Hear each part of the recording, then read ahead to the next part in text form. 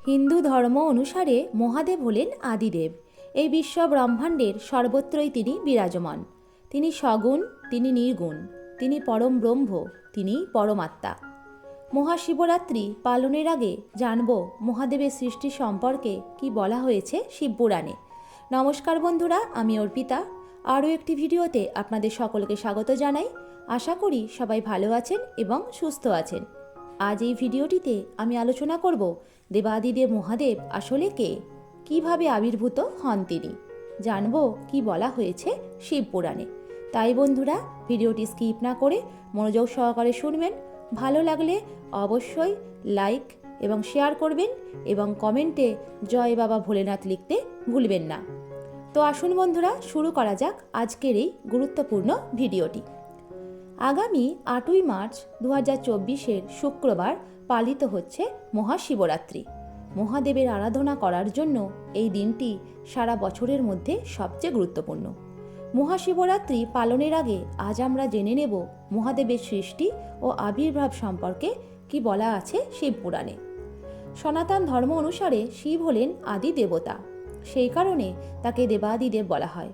মহামতি বেদব্যাস রচিত শিব মহাপুরাণে মহাদেবের সৃষ্টি ও স্বরূপ সম্পর্কে বিস্তারিতভাবে উল্লেখ করেছেন।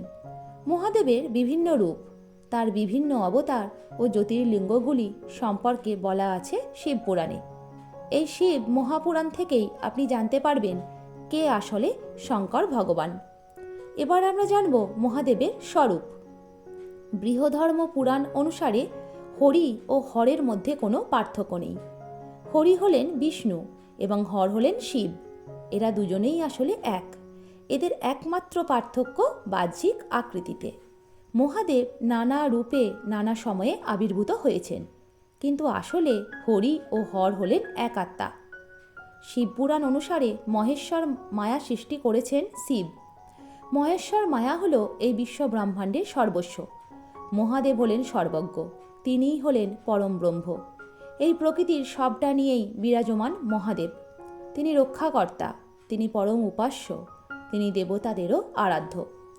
শিবপুরাণে বলা আছে যে মহাদেব হলেন আত্মত্যাগের প্রতীক, সাধনা ও দয়ারও প্রতীক। তিনি এই জগৎ সংসারের পিতা, তাই ঠিক বাবার মতো তাকে সহজেই তুষ্ট করা যায় এবং সহজেই তার আশীর্বাদ লাভ করা সম্ভব।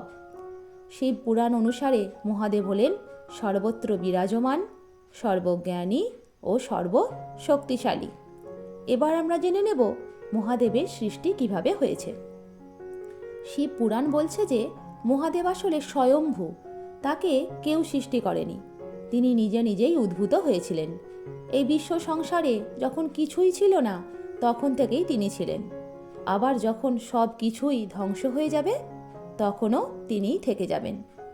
আরও একটি কাহিনী অনুসারে একবার ব্রহ্মা ও বিষ্ণুর মধ্যে কে শ্রেষ্ঠ তাই নিয়ে তর্ক বাঁধে। বিতর্ক তুঙ্গে পৌঁছলে হঠাৎ সেখানে আবির্ভূত হয় এক প্রকাণ্ড জ্বলন্ত স্তম্ভ।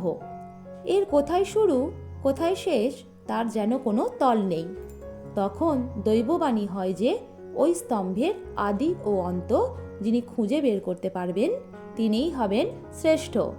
এই কথা শুনে ব্রহ্মা একটি হাঁস হয়ে আকাশ মুখে উড়ে চললেন এবং বিষ্ণু শূকরের রূপ ধরে মাটি খুঁড়ে স্তম্ভের অন্ত খোঁজার চেষ্টা শুরু করলেন। কিন্তু বহু সময় পরও স্তম্ভের আদি অন্ত কিছুই খুঁজে না পেয়ে দুই দেবতাই হাল ছেড়ে দেন। তখন সেখানে আবির্ভূত হন মহাদেব। শিবকে প্রত্যক্ষ করে ব্রহ্মা ও বিষ্ণু তার আসল পরিচয় বুঝতে পারেন। তো বন্ধুরা, আজকে আমরা জানলাম মহাদেবের আবির্ভাবের কাহিনী। কেমন লাগলো আপনাদের ভিডিওটি? আশা করি আপনাদের ভালো লাগবে। আর ভালো লেগে থাকলে আমার চ্যানেলটিকে লাইক, কমেন্ট, শেয়ার এবং সাবস্ক্রাইব করে পাশে থাকবেন। আরও একটি নতুন ভিডিওতে আপনাদের সঙ্গে দেখা হচ্ছে। সবাই ভালো থাকবেন, সুস্থ থাকবেন। ধন্যবাদ।